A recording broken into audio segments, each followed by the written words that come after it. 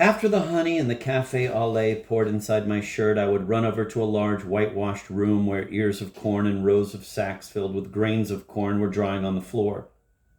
This room was my studio, and it was Signor Pichot himself who had decided this. Because, he said, quote, the sun came in the whole morning, end of quote. I had set up a big box of oil colors on a large table where each day a pile of drawings would accumulate. The walls, too, before long, were soon filled with my paintings, which I put up with thumbtacks as soon as they were finished. One day, when I had finished my roll of canvas, I decided to do something with a large, unmounted old door, which was not in use. I placed it horizontally on 2 chairs against the wall. It was made of very handsome old wood, and I decided to paint only the panel so that the door frame would serve as the frame for my picture. On it, I started to paint a picture which had obsessed me for several days, a still life of an immense pile of cherries. I spilled out a whole basket of them on my table to use as a model. The sun, streaming through the window, struck the cherries, exalting my inspiration with all the fire of their tantalizing uniformity. I set to work, and this is how I proceeded. I decided to paint the whole picture solely with 3 colors, which I would apply by squeezing them directly from the tube. For this, I placed between the fingers of my left hand a tube of vermilion intended for the lighted side of the cherries, and another tube of carmine for their shade. In my right hand, I held a tube of white just for the highlight on each cherry. Thus armed, I began the attack on my picture, the assault on the cherries. Each cherry, 3 touches of color. Talk, talk, talk. Bright, shade, highlight, bright, shade, highlight. Almost immediately, I adjusted the rhythm of my work to that of the sound of the mill talk. Talk, talk. Talk, talk, talk. Talk, talk, talk. My picture became a fascinating game of skill in which the aim was to succeed better at each talk, talk, talk. That is to say, with each new cherry. My progress became so sensational, and I felt myself at each talk becoming master and sorcerer in the almost identical imitation of this tempting cherry.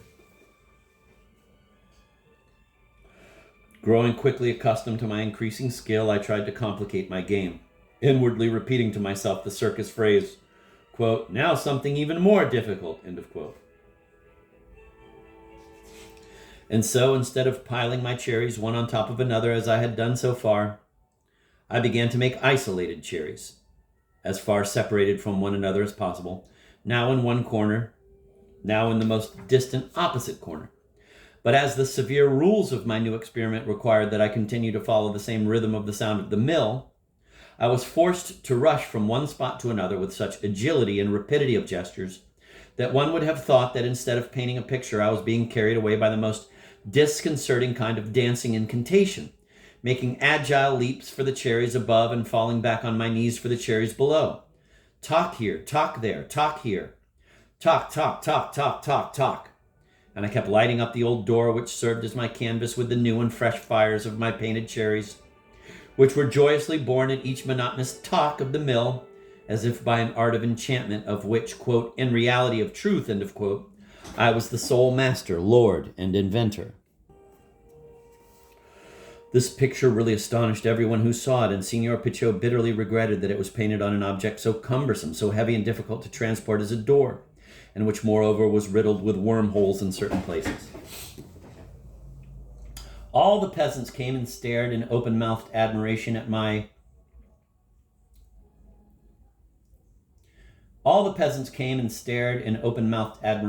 monumental still life, in which the cherries stood out in such relief that it seemed as though one could pluck them. But it was pointed out to me that I had forgotten to paint the stems of the cherries. This was true. I had not painted a single one. Suddenly I had an idea. I took a handful of cherries and began to eat them. As soon as one of them was swallowed, I would glue the stem directly to my painting in the appropriate place. This gluing on of cherry stems produced an unforeseen effect of startling finish, which chance was once more to heighten with a delicious effect of realism. I have already said that the door on which I painted my picture was riddled with worms. The holes these had made in the wood now looked as though they belonged to the painted pictures of the cherries. The cherries, the real ones, which I had used as models, were also filled with worm-infested holes. This suggested an idea which still today strikes me as unbelievably refined. Armed with a limitless patience, I began the minute operation with the aid of a hairpin which I used as tweezers, of picking the worms out of the door, that is to say, the worms of the painted cherries, and putting them into the holes of the true cherries, and vice versa. I had already effected 4 or 5 of these bizarre and mad transmutations when I was surprised by the presence of Signor Pichot, who must have been there behind me for some time, silently observing what I was doing. The effect of the cherry stems must have struck him as quite astonishing, but I understood immediately that it was my manipulations with the worms that kept him standing there so motionless and absorbed. This time he did not laugh, as he usually did about my things. After what appeared to be an intense reflection, I remember that he finally muttered between his teeth, and as if to himself, "That shows genius," and left. I sat down on the floor on a pile of ears of corn, feeling very hot in the sun and thinking over Signor Pichot's words, which remained deeply engraved in my heart. I was convinced that I could really achieve extraordinary things, much more extraordinary than that. I was determined to achieve them, and I would, at no matter what cost. One day, everyone would be astonished by my art, and you, too, Tulita, Galuchka, Rediviva, even more than all the rest. The contact with the hot ears of corn had felt very agreeable, and I changed places to find another hotter pile. I dreamt of glory, and I should have liked to put on my king's crown, but I would have had to go up to my room and fetch it, and it was so comfortable here on the corn. I took my crystal carafe stopper out of my pocket and looked through the prismatic facets at my picture, then at the cherries, then at the ears of corn scattered on the floor. The ears of corn especially produced an extremely languorous effect seen in this manner. Set off by all the colors of the spectrum, an infinite laziness came over me, and with slow movements I took off my pants. I wanted my flesh to touch the burning corn directly. I slowly poured a sack of grain over myself. The grains trickled over my body, soon forming a pyramid that entirely covered my belly and my thighs.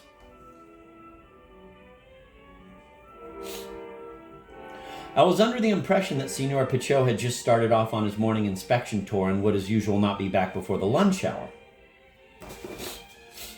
I therefore had plenty of time to put back all the spilled corn in the sack. This thought encouraged me, and I poured out still another sack of corn in order to feel the weight of the pyramid of grain progressively increase on top of me. But I had erred in my calculations as to the duration of Signor Pichot's walk, for the latter suddenly reappeared on the threshold. This time I thought I would die of shame at seeing myself caught in my voluptuous attitude. I saw consternation contract his features, and, backing away without saying a word, he disappeared, this time for good. I did not see him again before lunchtime.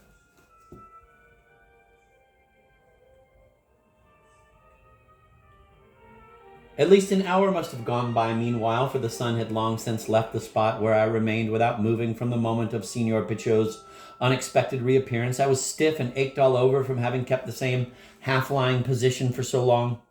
I began to pick up all the corn I had spilled, putting it back in the sack. This operation took a long time, for I was only using my 2 hands. Because of the unusual size of the sacks, I did not seem to be making any headway. I was several times tempted to leave my work unfinished, but immediately a violent sense of guilt seized me in the center of my solar plexus, and then I would begin again with fresh courage to put the grains of corn back into the sack. As I neared the end, my work became more painful because of the constant temptation to leave everything as it was. I would say to myself, it's good enough as it is, but an insuperable force pressed me to keep right on. The last 10 handfuls were a real torture, and the last grain seemed almost too heavy to lift from the ground. Once my task was finished to the end, I felt my spirit suddenly calmed. But the weariness that had come over my body was even greater. When I was called to lunch, I thought I would never be able to climb the stairs.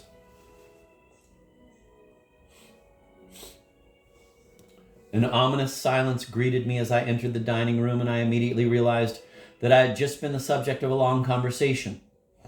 Signor Pichot said to me in a grave tone, "I have decided to speak to your father so that he will get you a drawing teacher." As though I felt outraged by this idea, I indignantly answered, "No, I don't want any drawing teacher, because I'm an impressionist painter." I did not know very well the meaning of the word impressionist, but my answer struck me as having an unassailable logic. Signora Pichot, dumbfounded, broke into a great peal of laughter.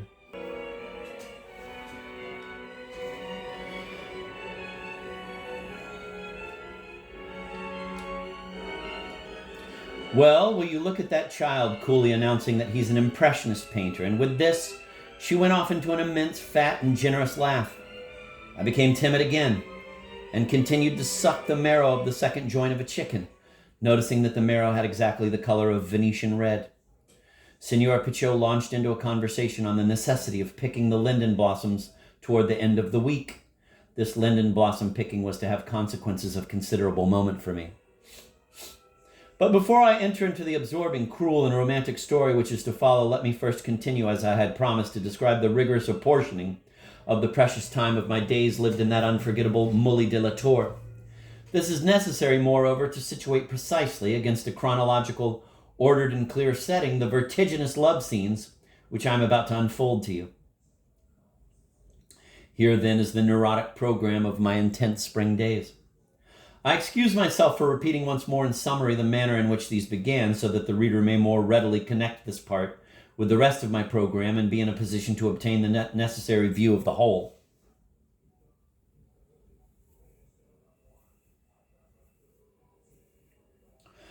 $10 in the morning, awakening, varied exhibitionism, aesthetic breakfast before Ramon Pichot's impressionistic paintings. Hot coffee and milk poured down my chest before leaving for the studio. 11 to 12:30, pictorial inventions. Reinvention of Impressionism, reaffirmation and rebirth of my aesthetic megalomania. At lunch, I collected all my budding and redoubtable social possibilities in order to understand everything that was going on at the mill through the conversations sprinkled with euphemisms of Signor and Signora Pichot and Julia. This information was precious in that it revealed to me plans of future events by which I could regulate the delights of my solitude while establishing an opportunistic compromise between these and the marvels of seduction offered me by the whole series of activities connected with the agricultural developments of the place.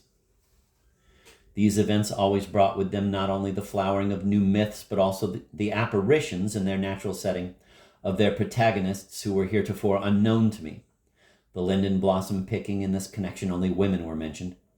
The wheat threshing performed by rough men who came from far away, the honey gathering, etc. The afternoon was dedicated almost exclusively to my animals, which I kept in a large chicken coop, the wire mesh of which was so fine that I could even confine lizards there. The animals in my collection included 2 hedgehogs, one very large and one very small, several varieties of spiders, 2 hoopos, a turtle, a small mouse caught in the wheat bin of the mill where it had fallen, unable to get out. This mouse was shut up inside a tin biscuit box on which there happened to be a picture of a whole row of little mice, each one eating a biscuit. For the spiders, I had made a complicated structure out of cardboard shoe boxes so as to give each a kind... For the spiders, I had made a complicated structure out of cardboard shoe boxes so as to give each kind of spider a separate compartment,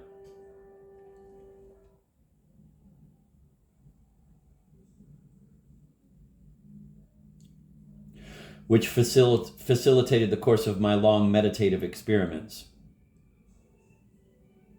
I managed to collect some 20 varieties of this insect, and my observations on them were sensational.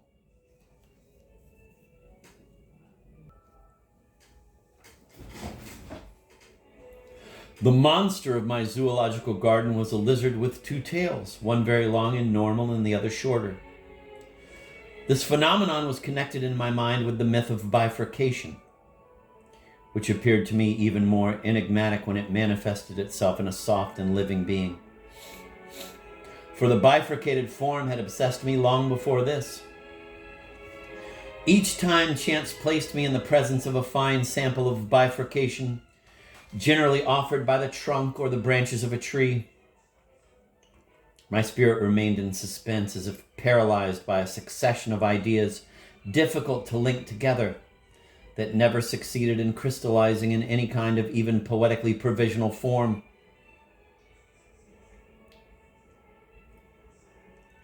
What was the meaning of that problem of the bifurcated line, and especially of the bifurcated object?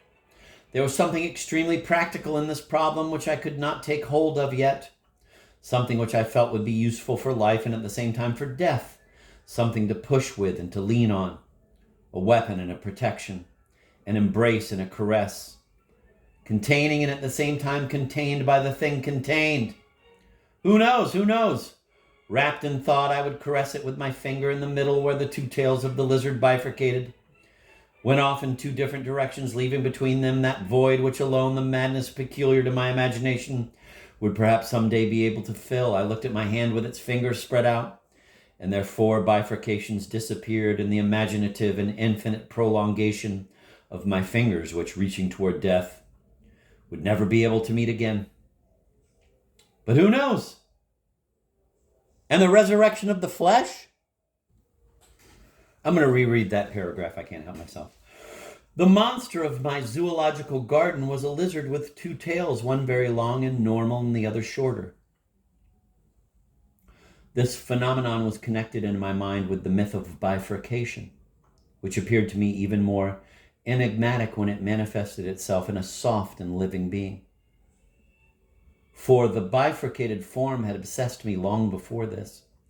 Each time chance placed me in the presence of a fine sample of bifurcation, generally offered by the trunk or the branches of a tree, my spirit remained in suspense, as if paralyzed by a succession of ideas difficult to link together, that never succeeded in crystallizing in any kind of even poetically provisional form.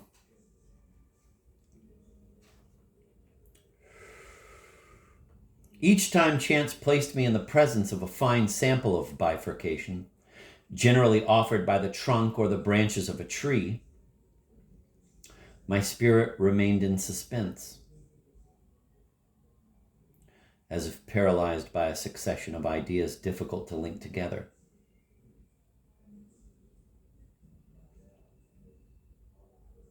That never succeeded in crystallizing in any kind of even poetically provisional form.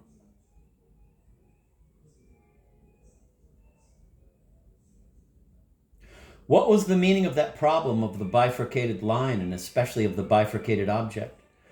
There was something extremely practical in this problem which I could not take hold of yet, something which I felt would be useful for life and at the same time for death.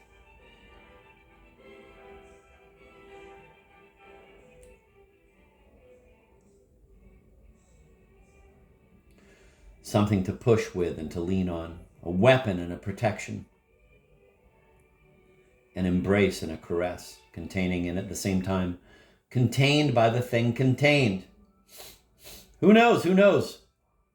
Wrapped in thought, I would caress it with my finger in the middle where the two tails of the lizard bifurcated, went off in two different directions, leaving between them that void which alone the madness peculiar to my imagination would perhaps someday be able to fill. I looked at my hand with its fingers spread out, and their four bifurcations disappeared in the imaginative and infinite prolongation of my fingers, which, reaching toward death, would never be able to meet again. But who knows? And the resurrection of the flesh? Suddenly I became aware that the afternoon was vanishing in the ritualistic apotheosis of a bloody glow. These philosophic meditations had as their principal virtue that of devouring time, while leaving at the bottom of its empty bottle the reddish, thick, and wine-smelling lees of the setting sun. Sunset! The time for running out to the kitchen garden, the time propitious for pressing out the guilty juices of terrestrial gardens invaded by the evening breezes of original sins. I would bite into everything, sugar beets, peaches, onions, tender as a new moon.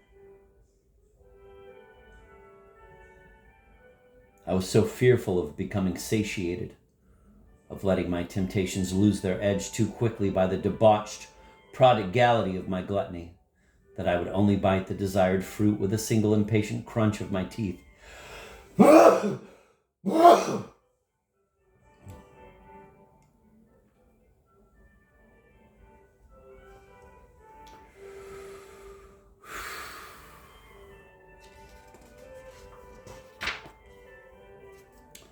I'm going to go back to the beginning of that paragraph.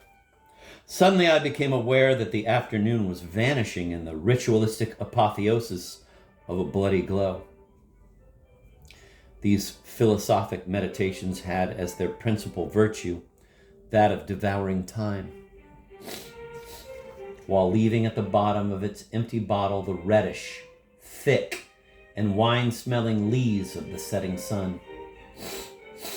Sunset. The time for running out to the kitchen garden. The time propitious for pressing out the guilty juices of terrestrial gardens invaded by the evening breezes of original sins. I would bite into everything: sugar beets, peaches, onions tender as a new moon. I was so fearful of becoming satiated, of letting my temptations lose their edge too quickly by the debauched prodigality of my gluttony, that I would only bite the desired fruit with a single impatient crunch of my teeth, and after having extracted from it the strict taste of desire, I would throw away the object of my seduction, the more quickly to grasp the rest of these fruits of the moment, whose taste was for my palate as ephemeral as the fugitive flicker of the fireflies that already began to shine in the deepest shadows of the growing vegetational darkness. At times, I would take a fruit and be content to touch it with my lips or press it softly against my burning cheek. I like to feel on my own skin the serene calm of the temperature of that other taut, cool, steeped skin, especially that of a plum, black and wet like a dog's nose, having the texture of a plum rather than that of a truffle. I had allowed myself the